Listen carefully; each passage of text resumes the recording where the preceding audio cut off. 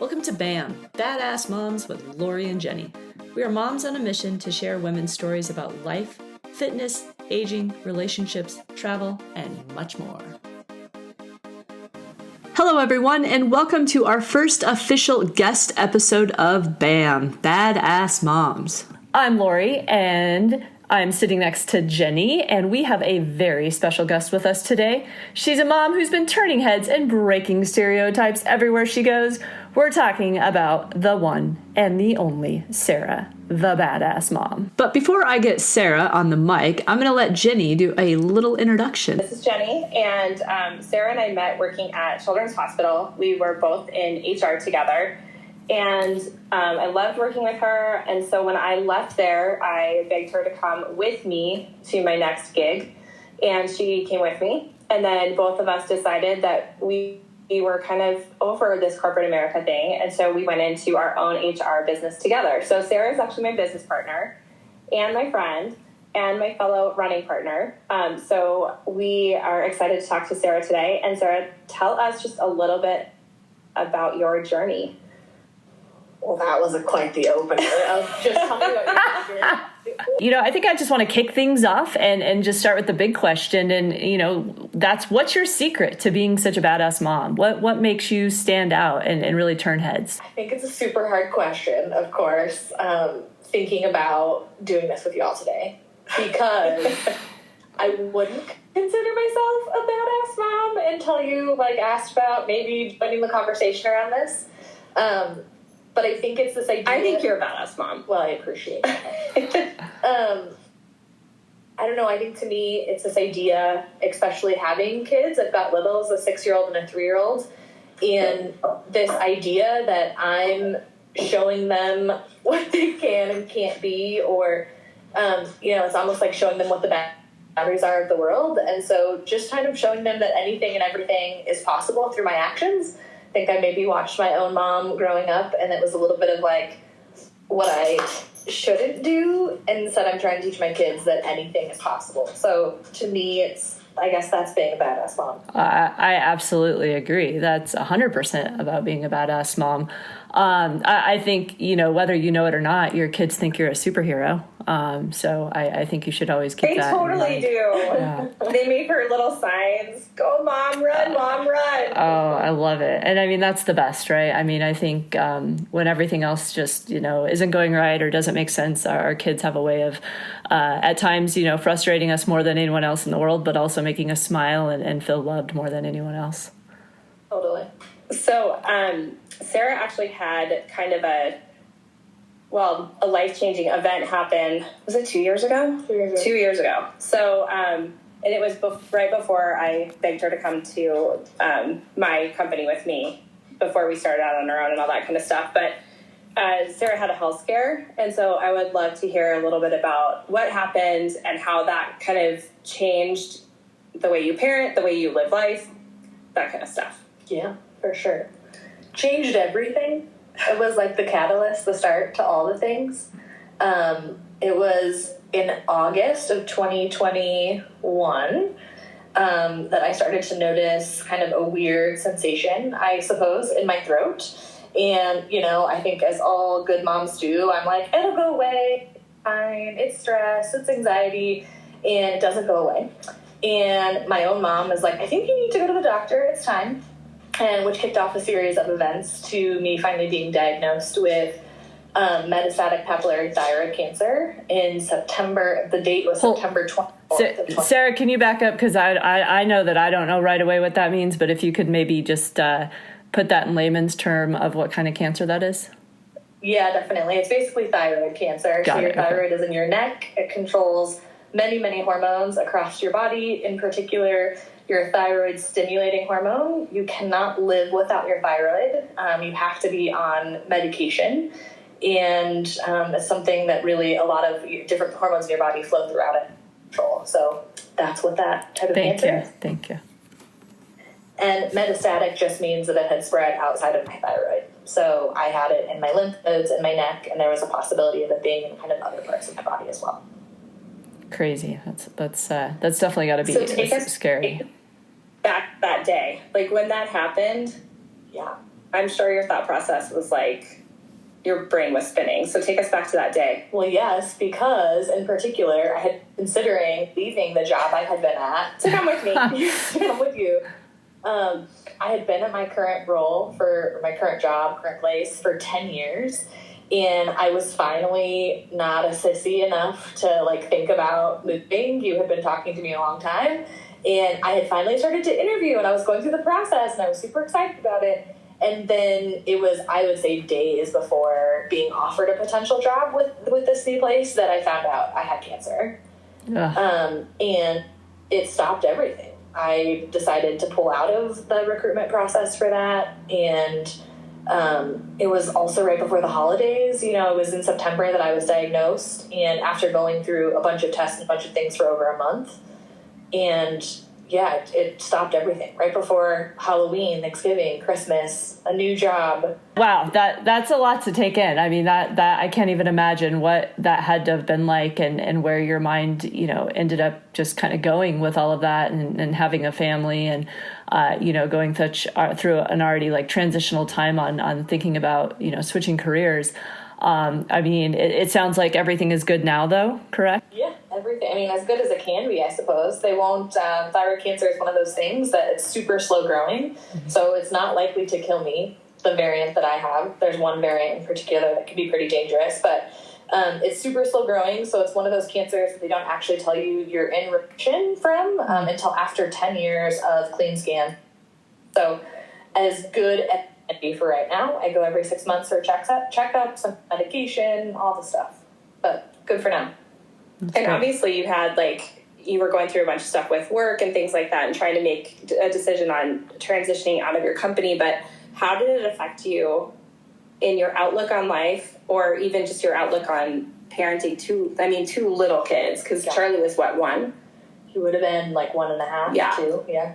Yeah. So how did that, what was your thought process around that? I mean, once you get through it, it's this thing that when you're diagnosed with cancer, I feel like you think of all the things that you didn't do. I mean, I wasn't going to die from this, but you still think about all the limitations that you put on yourself and all the things. I mean, I love my parents to death, and I grew up sort of scared of a lot of things. And it changed everything. It was like, I don't need to be putting the boundary or the limitation on myself. I don't need to say I'm not going to do something. Instead, I can do the thing I'm scared of or the thing I'm afraid of because you're not guaranteed tomorrow. You're not promised tomorrow. And the thing that maybe the skateboarding that I wouldn't have let Penny do 2 years ago, I'm super excited for her to try out now. The skateboarding's a real deal. That's scary. My son, who's 6, he just recently decided that he is going to be the next Tony Hawk, but he has no idea how to ride a skateboard, but he now thinks he can just go do tricks at the skate park and got very frustrated for the first time we went to the skate park and he couldn't do what, quote unquote, I guess is called an ollie. And I said, buddy, you don't even know how to ride the skateboard. And he was like, yeah, but I know how to do tricks. And I'm like, I don't know about that. So I feel you on that. But yes, you just have to, I think definitely what you said. I think certain situations in life, and especially as something as big as what you just went through or and constantly will have to continue to deal with, is it makes you put things in perspective and living each day to the fullest. So I think that's a really awesome point to have taken away from all of it. Well, yesterday, Sarah and I were talking, her mom was there, and we were talking about Alyssa, my oldest daughter, whitewater rafts, and Sarah's like, Mom, you wouldn't let me do that. And her mom's like, nope, wouldn't let you do that. So it's just been interesting to see this shift. Yeah, no, that's great. So Sarah, I have another question for you, unless Jenny, you want to jump in and ask something. Well, I think there's something interesting. I just realized this when Sarah said the date that she was diagnosed. So September 24th happens to also be, this year we're going to Berlin. The Berlin Marathon is also on September 24th. So it'll be the 2-year anniversary of her diagnosis that she runs that marathon. Oh, that's awesome. That's got to feel empowering. And once again, just put another notch next to that badass mom chart right there. How excited are you? I mean, what are your feelings going into this? I'm really excited because we did New York City Marathon last year. And that was sort of like the breakout moment of going from, I'm not going to put the limitations on myself anymore, right? I did the cancer thing. I left the job, started a business. and ran a marathon, and then didn't feel like I was able to like put my best foot forward, if you will. The weather was atrocious. Trained myself, and this year put a lot of energy and effort behind it. A lot of training, received coaching. I'm just so excited and looking forward to hopefully a better marathon than New York City. We're watching the weather very closely. Yes. I bet. Well, I told Jenny before, I do not run marathons. I don't really run unless I'm chased, but I think the cool thing about any marathon is you just finish, right? I think it's just finishing. And I mean, yeah, you set goals along the way, but I think there's just something in the mindset of like, I'm going to go out, I'm going to do this, I'm going to complete it. And it's not just, as you know, not just about the marathon, not just about that day, but all the sweat and the juggling of schedules and everything to fit that in your lifestyle with kids and trying to make it all happen and being selfish and as you should be selfish, as we all as moms should be more selfish, I think. Sure, like you said, the whole thing, the finish line is the marathon, but it's all the stuff that you learn along the way and that you go through along the way that changes it all. And we talked about this, but it's like every minute you're out there, you're choosing to be out there. It's not like you could leave that race at any moment. So you have to choose over and over each step you take out on that course. Nobody can do it for you. Totally. So let's look at all that. And I think this is a good place to kind of jump in and say, you know, what advice would you give to your younger self? You know, not that we're all that old, but we are older. And if we could look back and give our 20-year-old self that little, like one little tidbit we could give that wouldn't give away the future or you know, anything like that, what would it be? Mine would for sure be do the thing that you're uncomfortable with, or do the thing that you're scared of. I am certainly an Enneagram 1. I'm a perfectionist. I don't like doing things or showing people things unless I think it's perfect or unless I think I'm going to be good at it. And I think that stopped me from doing a lot of stuff earlier on in life. And even when we were going to think about doing the business thing or going to try a new job out, it's really scary and really uncomfortable, but it's in those moments that you have the most growth, and it's in those times that you learn the most about yourself and about the people around you. But for me, it's do the thing that you're uncomfortable with. Don't shy away from the thing you're scared of.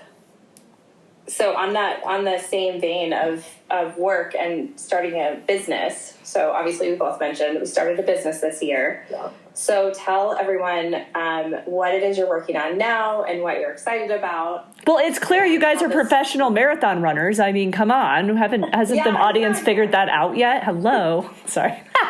We should show you the pictures of us dying after this. Yeah. And then you might change your tune. Yeah. Sorry, Sarah. Sorry to interrupt. Yes. No. I would say personally, the dream now, since Lori, you said it right, professional marathoner, the dream now is there are 6 world major marathons.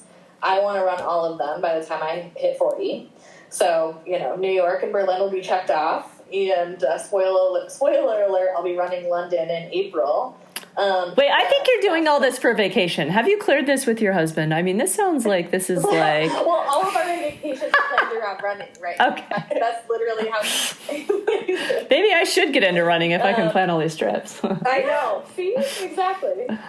And then professionally, it's to make sure... Well, one, we started the business to get away from corporate America, get away from kind of the bad behaviors, the bad decisions that we were seeing, and to not be tethered to our computers and not to be able to enjoy the vacations that we were going on. So I want the business to keep launching and keep excelling and keep elevating, but I want to do it in a way that continues to feel good for us, not just us making, like the goal sure is money because we have to live, but the goal is not money. The goal is enjoyment. And so what is your business, ladies? I think you should tell the audience what your business is so that if they need your services, they can check you out. Oh, you're going to let me do it. Okay. So we started an HR consulting company called Rise Human Resources. And as Sarah said, one of the things that was really driving us is we saw some behavior that we weren't on board with in corporate America. And we thought, you know what? I mean, HR is all about people, right? And it's all about elevating people, being, you know, coaching people, mentoring people, helping them work through difficult challenges. And we didn't feel like we had the freedom and autonomy to do that in a way that felt like it aligned with our values. And so we decided that we wanted to give it a shot by ourselves. And so that's what we did. So in January, we hung our shingle, I guess is what you say. And we've been busy doing that. But I will say that, and I think Sarah would agree with this, both of us are like, we make sure we get our workout in the morning. Like that was something that was a non-negotiable for us. We want it to be work around our lifestyle, because we both felt, Sarah did get sick. And when I was finally at the point where I wanted to leave corporate, I had this just nagging feeling that I was going to get sick, and not just like a cold or the sniffles, but like I felt like I was going to get really sick. It's that thing where it's like, sometimes if you don't stop, your body will stop you. And so I just was listening to all those little intuitive hits, like something is going to go terribly wrong if you don't change the course of your life. So I think so. That's where we are now. I think that's awesome, and I think fear is the main factor that stops a lot of people from taking that, and money. Let's be honest, right? I mean, to taking those steps is you have to be in a place where financially you feel that you can take the risk, and I think every risk is absolutely worth it. But also, to a point where you're ready to jump off and try something completely new, knowing that you may fail and be okay with that failure, but knowing that your quality of life will be so much better in the meantime while trying to figure it out. I think I hands down kudos to both of you on doing that. And, I'm very proud of what you guys have started, and I'm excited to see where it goes. Thank you. Well, and I do also think that, Sarah and I were just talking about this yesterday, but the other day I said something to Sean and Alyssa. For those of you who don't know me, my husband and my husband and my youngest daughter, Chelsea, I was saying something to them, and I said, I'm so much happier now. Can you tell a difference? And both of them were like, oh my God, yeah. And so I was telling Sarah that, and she had a similar conversation with her husband. So it's a win-win, right? I mean, you're happier, the people around you are happier, and ultimately, you're doing something that makes you happy in your day-to-day. No, I think that's awesome. So, Sarah, I want to bring it back to you and your two kids, and being able to be the superhero that you are and fit all this in. What would you say has been your biggest challenge of motherhood? Oh gosh, motherhood? Holy moly! I know, big question, right? Depends on the day. Yeah, I was going to say, depends on what's happening. No, I mean, I think it's that I talked about in the beginning with my own relationship with my parents. It's like, how do I get out of their way? How do I make sure I put, the right training wheels or the railroad track down in place so that they can learn and grow and fall off and fail in a safe environment, but not in a way that gets in the way of them doing the things that they want to do, or not in a way that doesn't make them terrified to take the next step or to make the next move. I think we all are dealing with the things that we have from childhood that we're either trying to continue to instill because we loved it, or the things that we struggled with and that we don't want them to carry on. So for me, it's I don't want them to be as afraid of things as I was. And so how do I get my own way, and how do I help them get out of their own way to do that? And doing that is hard because I still have all the anxiety and all the fear from when I was little. Well, but showing them what's possible. I think, they've seen you, and they're not going to remember before. They're not going to remember the stuff that you didn't want to try before you went through all this. They're going to see the mom you are now, and the mom that you are, tackling the world marathons and starting your own business and, embracing all of those challenges, which that's in my own humble opinion, one of the greatest gifts you can give your kids. Totally. Absolutely agree. I think that we have thrown a lot out there, right? It's a lot to digest. Sarah, I'm still just in wow on all the just epic stuff that you've, gone through in your life, and, where you are now. Well, thank you for taking the time. And Sarah's our first big interview. I will say, back to your perfectionism, the fact that she's letting this be our first interview is pretty big. So thank you. Yeah, for sure. I probably wouldn't have done it for anybody else. We really do appreciate you sharing your insight and your humor with us today. It's been an absolute pleasure having you on the show. we know that you will continue to be the badass that you are, and we look forward to always being updated along the way and seeing the highlights of what you're doing to go above and beyond being that superhero mom.